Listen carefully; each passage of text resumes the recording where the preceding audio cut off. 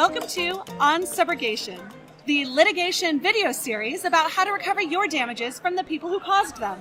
I'm Rebecca Wright from Rathbone Group, and I am here live at the National Association of Subrogation Professionals Litigation Skills Conference in Palm Springs, California. I am joined today by Steve Theesfeld from Yost Baill. Welcome, Steve. Why, thank you. Isn't it fun to be here? Oh, it's wonderful. Although it's a little sad because they don't have any snow here. These poor people. When you walk outside, you can see the snow far away on the mountains. That's right. Where it should be. But Steve, we didn't come here to talk about snow or sun, because you came to tell me about a new swimming pool case that you have. I do. You know, one of the hardest things that we do as subrogation professionals is try to anticipate what a jury might do with our cases. And I've got one right now that I've been asking all of my friends and family about, trying to get a sense of what a jury might do with this. You're probably familiar with those large indoor water parks. Oh, yes. Mm-hmm. A lot of them have large ductwork, which hangs from the ceiling, which heats the interior of this, usually a 2.5, 3-story tall room.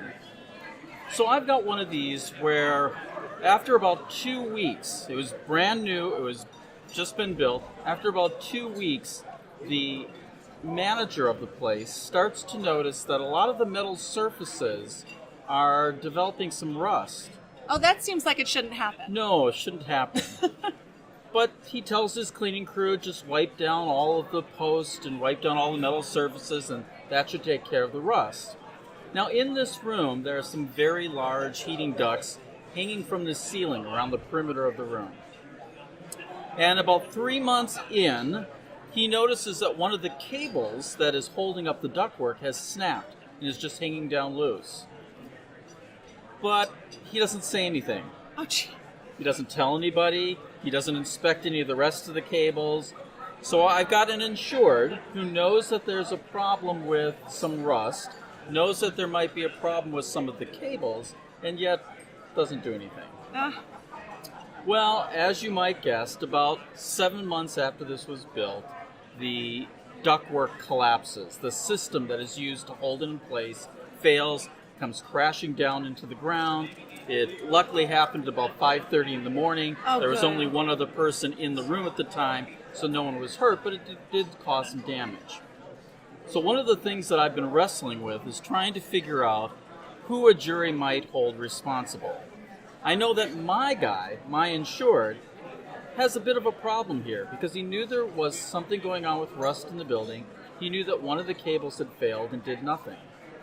However, when I took the deposition of the contractor who had put in the HVAC system, I asked him, why did you use this particular cable system? He said, oh, I have a catalog from the manufacturer. The catalog says on the back that this system is great for pool room environments, for chlorinated environments. So I use this. I said, oh, okay. So I wind up bringing the suit against the manufacturer. I said, look, your materials say this is okay to use in a pool room. Clearly it wasn't. We had this problem. And the manufacturer says, well, that catalog they were relying on was 3 or 4 years old. And so they really should have contacted us and gotten some updated information. And I asked the gentleman during his deposition, I said, well, how would anyone know that this catalog was outdated? Is there a date on it? Right. No.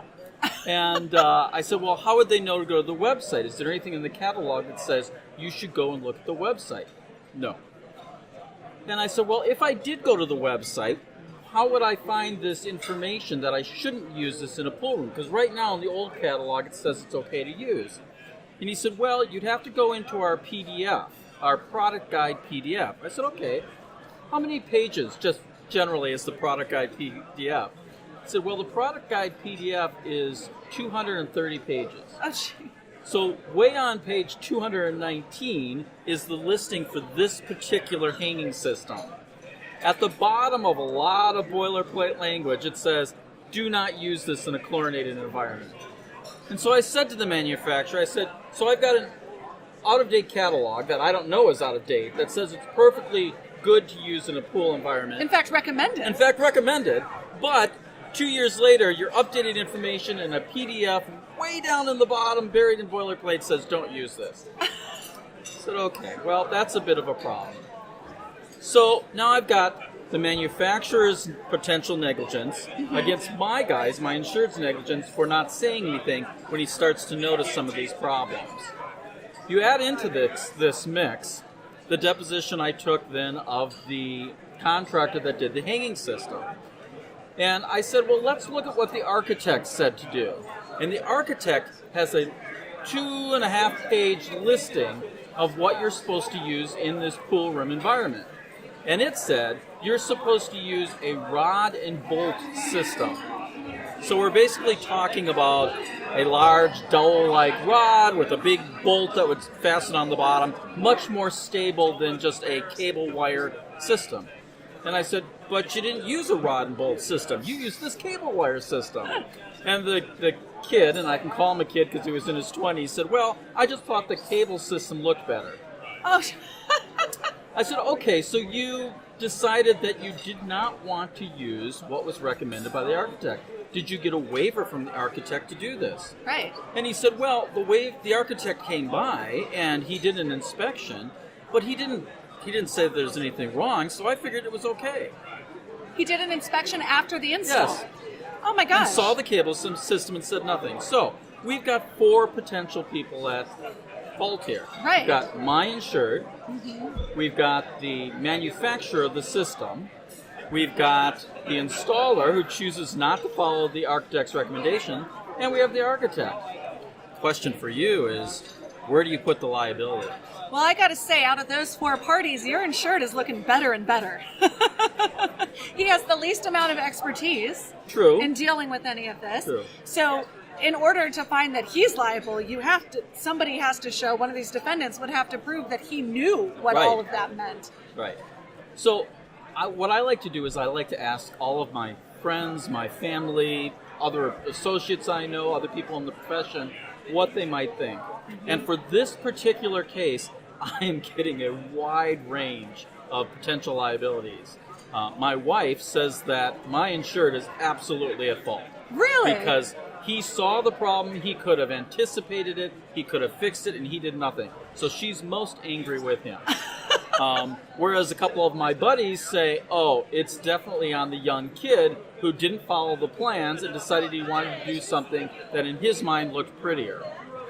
I had one gentleman who is a mechanical engineer who said, well, this is ridiculous that the manufacturer could change his specs like this. Right. It specifically says you can use it, and then 2 years later it says don't use it, but they never tell anybody this. So you can sense the frustration. So I don't quite know how this is going to play out yet. As you all know, part of the game here is to try to get enough potential risk on everybody that you can get them to sit down and talk during a mediation. Absolutely. And so we have a mediation coming up, and I'm hoping that we've got enough risks set out here that we can get people to start talking. I think that it would make a lot of sense because it sounds like everybody messed up a bit on this one. But the one, I guess, piece of advice I want to leave you with is don't be afraid to talk to your friends, your coworkers, your family about your cases. Because I always find that I get a lot more information that I've never thought about when I'm talking to people who may not necessarily be lawyers, but yet will be sitting on the jury, or people like you'll find on the jury. That's right, and don't let your wife sit on your juries. Oh, no. The other thing that we've learned. Well, Steve, thank you so much for coming on to share this great and very interesting case with us. And thank you for joining us on subrogation. That's the long and short of it.